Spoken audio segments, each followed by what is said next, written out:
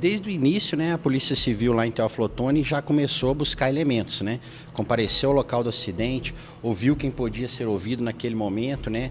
Os policiais estiveram nos hospitais para entrevistar os feridos que tinham alguma condição de falar, né? Então veio colhendo essas informações junto com o que é produzido pela nossa Superintendência de Polícia Técnica Científica.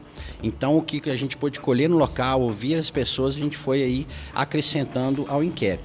E com novas informações, já com mais certeza do que aquele momento, a Polícia Civil, então, no sábado, renovou o pedido de prisão preventiva, que foi acatada pela primeira vara de Teófilo Otoni, pela primeira vara criminal em Teófilo Otoni. Baseado o nosso pedido naquilo que a gente já pode descortinar ali. Um sobrepeso muito grande da carga, né? A falta de conferência de como essas pedras estavam presas durante todo o trajeto, que deveria ter sido feito, né?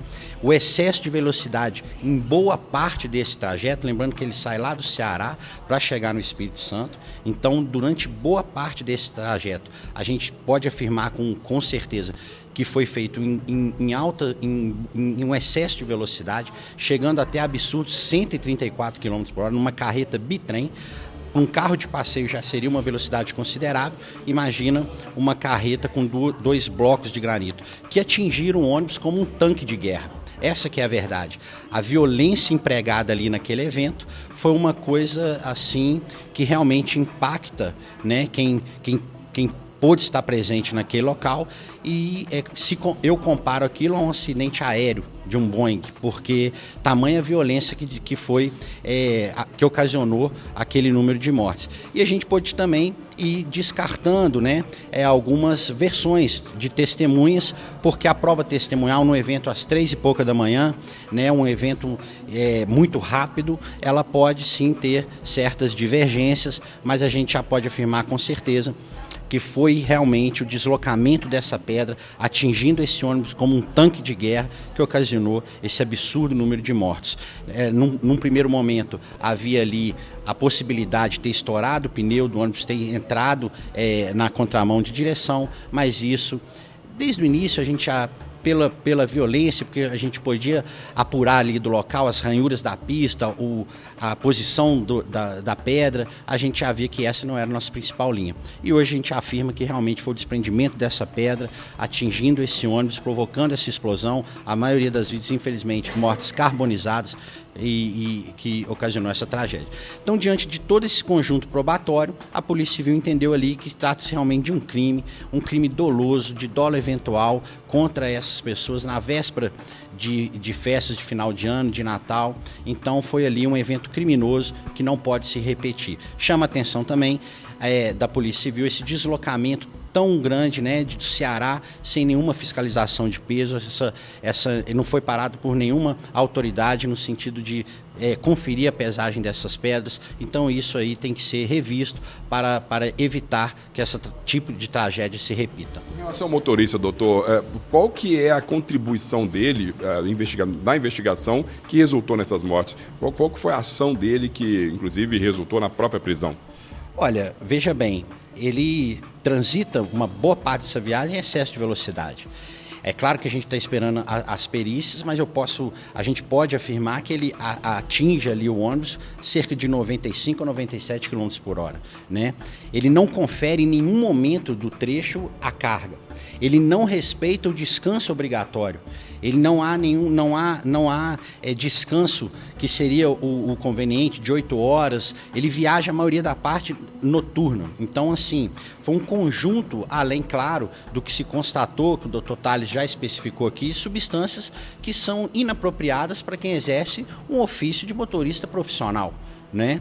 Então, como toda tragédia, é uma série de fatores, mas um comportamento que extrapola um dever de cuidado técnico da profissão. Extrapola. Foi assim, para a Polícia Civil, ele assume o risco e aceita, talvez até pelo esse estado psíquico já apontado aí em exames técnicos. Dá para esclarecer essa dinâmica, se ele perde o controle da direção e aí essa carreta avança para o outro lado? O que foi a dinâmica exatamente? Olha, nós estamos esperando os laudos da perícia, né, para afirmar isso com toda certeza. Isso vai vir bem bem esclarecido, mas já há elementos de prova que demonstram isso, né? Que o segundo semi-reboque, ele começa a tombar pelo deslocamento ali da pedra e aí, como eu disse, atinge o ônibus ali como um tanque de guerra, uma violência, assim, realmente que impressiona, e eu tenho certeza que é um dos desastres aí nas nossas rodovias mais impactantes, pelo menos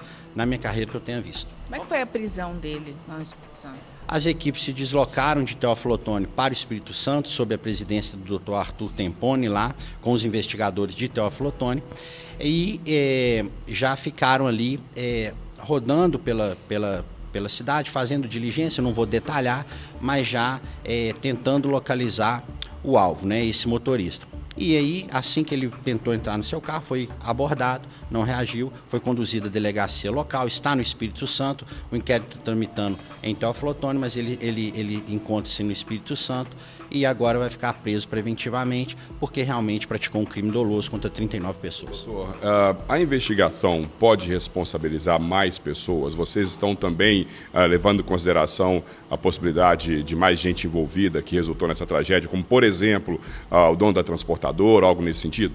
Sim, estamos, né? Estamos, não descartamos, ainda está em andamento.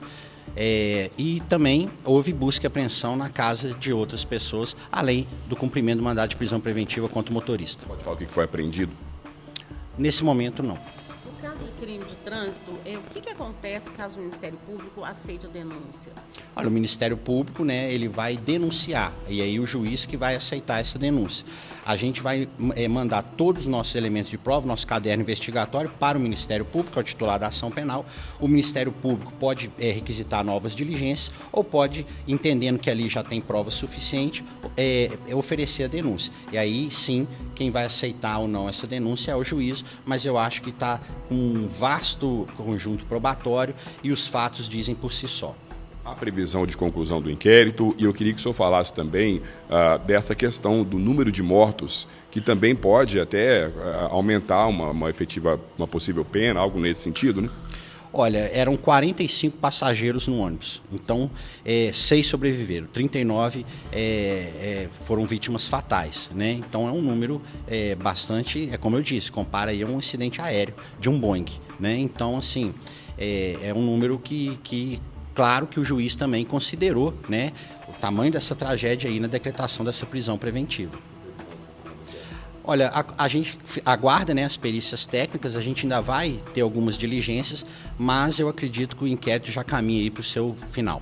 A gente tem informações sobre a situação da carteira dele. Em 2022 ele foi preso, teve a carteira suspensa por embriaguez. Como é que está em relação também ao exame toxicológico? Olha, o motorista profissional ele é submetido a esses exames, né? O exame toxicológico, acho que o Dr. Tales, né, já especificou aqui.